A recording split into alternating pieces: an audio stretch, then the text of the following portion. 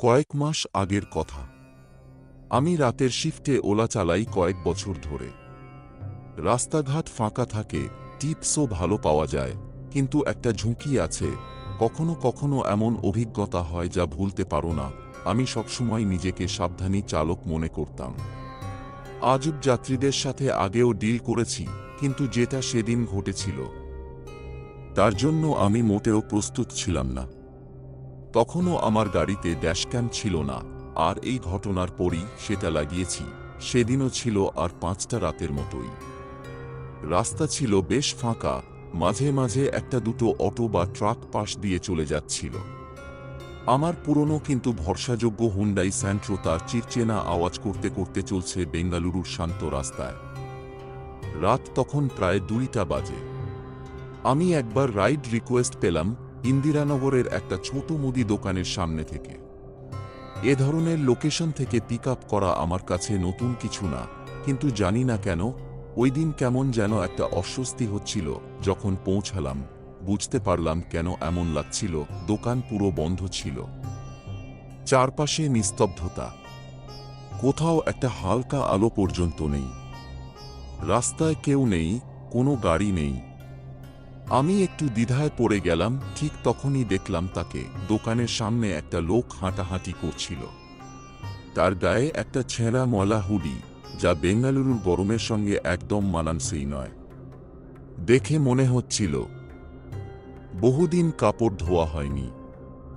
এক হাতে জামার ছেঁড়া অংশ চেপে ধরে বারবার পেছনে তাকাচ্ছিল, যেন কেউ তাকে অনুসরণ করছে। আমি সঙ্গে সঙ্গে অনুভব করলাম লোকটা হয়তো মাতাল অথবা অন্য কিছু খেয়ে আছে। আমার আঙুল ক্যান্সার বাটনের উপর থমকে গেল। মনে হচ্ছিল এখান থেকে চলে যাওয়াই ভালো, কিন্তু কোনো এক অজানা কারণে আমি দরজা খুলে দিলাম। সে গাড়িতে উঠল, আর আমি সঙ্গে সঙ্গেই ভুল বুঝতে পারলাম। সাধারণত যাত্রীরা ফোন ঘাঁটে বা বাইরে তাকিয়ে থাকে, কিন্তু এই লোকটা কিছুই করল না। শুধু আমার দিকে তাকিয়ে থাকল। রিয়ারভিউ মিররের মধ্য দিয়ে একদম পলকহীন দৃষ্টি। অস্বস্তি কমানোর জন্য আমি রেডিও চালিয়ে দিলাম, কিন্তু হঠাৎ করেই সে বলে উঠল, बंद कर इसे। তার গলা ছিল গভীর, কর্কশ। হঠাৎ এমন চিৎকারে আমি প্রায় ব্রেক কষে ফেলেছিলাম।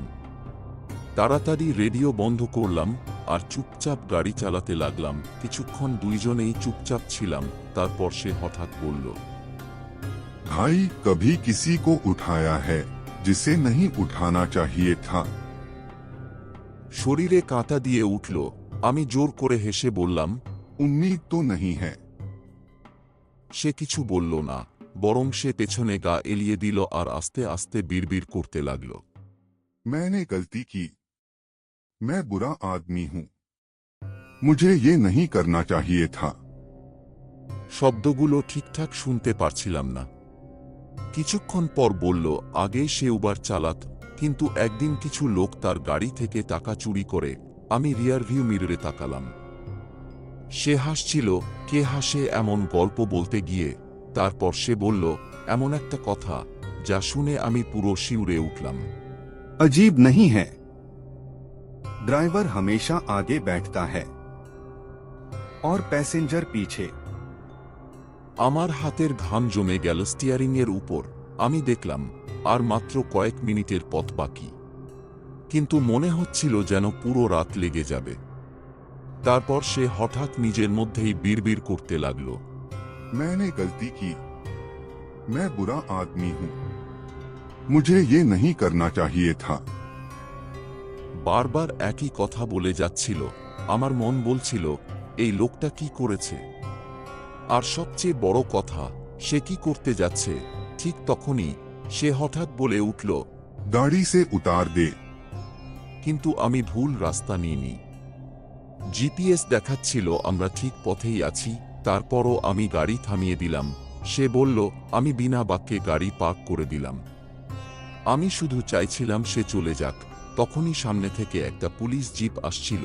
তার আলো গাড়ির মধ্যে পড়তেই আমি অবাক হয়ে গেলাম। পেছনের সিটে লোকটা হঠাৎ নিচু হয়ে গেল, যেন লুকানোর চেষ্টা করছে।